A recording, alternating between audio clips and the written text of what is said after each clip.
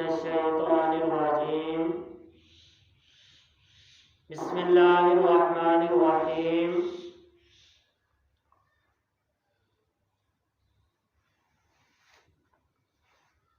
कुल्लु नफ्सिन ज़ाइक़तुल मौत।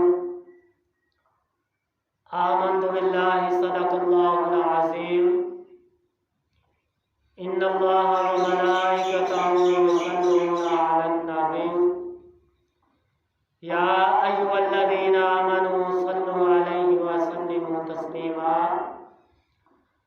अस्सलातु वस्सलामु अलैका या सय्यदी या रसूलल्लाह व अला आलिका व अस्हाबिका या सय्यदी या खातमन नबिय्यीन। हज़रात मोहतरम, अल्लाह तबारक व तआला ने कुरान पाक के अंदर इरशाद फरमाया, कुल्लु नफ्सिन ज़ाइक़तुल मौत। रब्बे कायनात ने फरमाया कि हर चीज ने मौत का जायका चखना है। सुम्मा इलैना तुरजाऊन, फिर उसने मेरी तरफ लौट कर आना है। तो इस आयत मुबारका के हिस्से के अंदर अल्लाह तबारक व तआला ने इलैना जो है सीगा ये जमा मुतकल्लम का रब्बे कायनात फरमाता है कि उसने एक दिन मेरी तरफ लौट कर आना है। तो देखिए महबूब कायनात ने फरमाया कि जब इंसान इस कायनात से चला जाता है, फौत हो जाता है, तो नबी करीम अलैहिस्सलातु वस्सलाम ने फरमाया कि उसका जो नेकियों वाला सिलसिला है वो ख़त्म हो जाता है। अब अंदाज़ा करें, महबूब कायनात ने फरमाया कि जब बंदा की रूह कब्ज़ हो गई तो जितने भी अमल है, अमलों का जो दारोमदार है वो नेकियों पर होता है। लेकिन जो ही बंदे की रूह कब्ज़ होती है, बंदे के जितने भी अमाल होते हैं, बंदे के जो नेकियों का सिलसिला होता है वो ख़त्म हो जाता है। लेकिन कुर्बान है, महबूब कायनात ने फरमाया कि 3 अमल ऐसे हैं कि अगर बंदा मरने के बाद भी अल्लाह तबारक व तआला उनका उस बंदे को सवाब मिलता रहता है। अब अंदाजा करें कि वो 3 अमल कौन से हैं। पहले नंबर पर महबूब कायनात ने फरमाया कि अगर मरने वाले की नेक औलाद है, अगर उसने नेक औलाद छोड़ी है, औलाद जो है ये बाद में नमाजें अदा करती है, कुरान की तिलावत करती है, अच्छे अच्छे अमल करती है, तो महबूब कायनात ने फरमाया कि बंदे को मरने के बाद भी कब्र के अंदर इसका सवाब मिलता रहता है।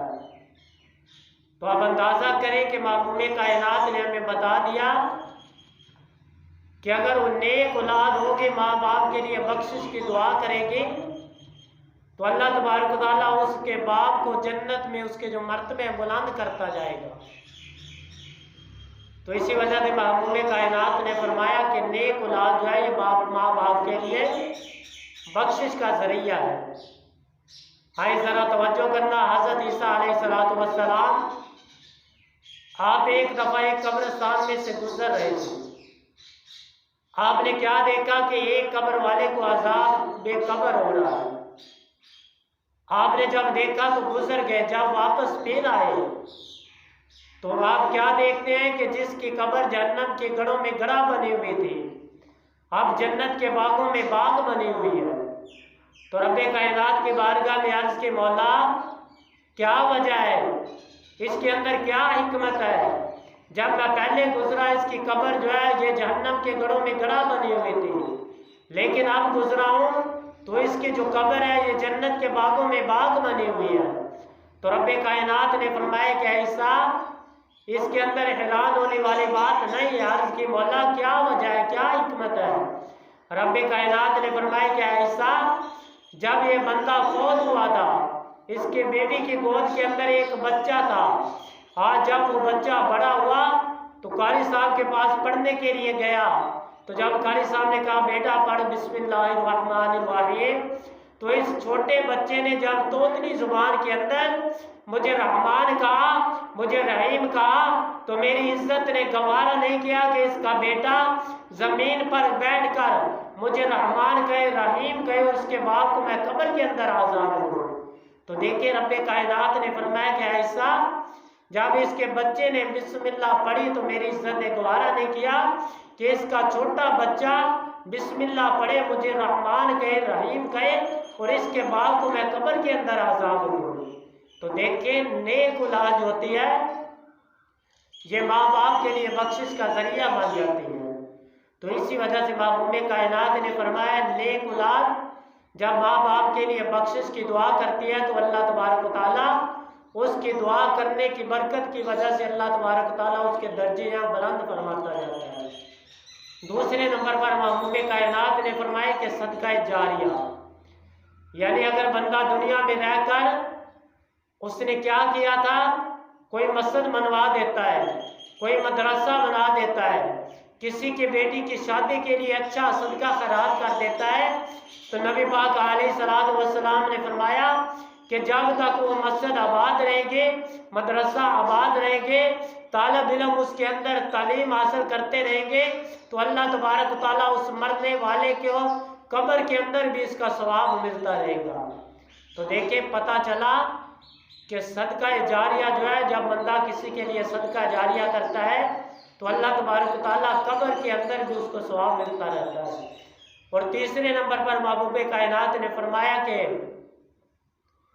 सदका जारिया, यानी हज़रत साद बिन उबादा रज़ी अल्लाह तआला अन्हु, आप नबी पाक अलैहिस्सलातु वस्सलाम की बारगाह में हाजिर हुए, आकर अर्ज करते या रसूल अल्लाह सल्लल्लाहु अलैहि वसल्लम, मेरी माँ का अचानक से इंतकाल हो गया है, क्या या रसूल अल्लाह मैं अपनी माँ की तरफ से कोई सदका खैरात कर सकता हूँ?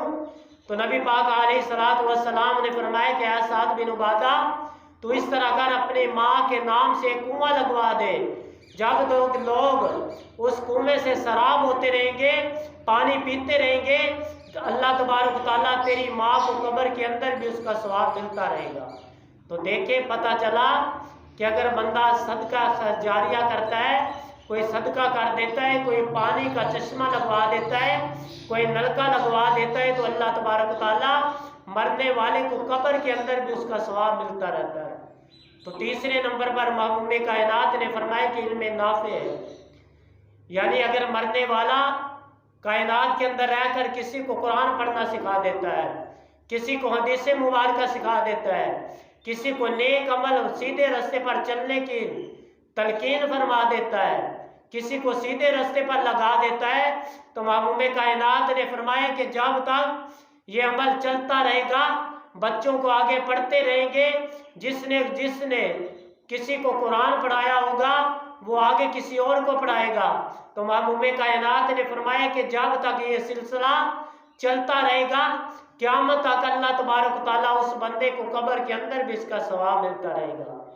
तो पता चला कि इल्म नाफे जो है, यानी बंदा जब किसी को कुरान पढ़ा दे या हदीस मुबारक पढ़ा देता है, वो आगे किसी और को पढ़ा दे, तो नबी पाक अलैहिस्सलातु वस्सलाम ने फरमाया कि मरने वाले को कब्र के अंदर भी इसका सवाब मिलता रहता है।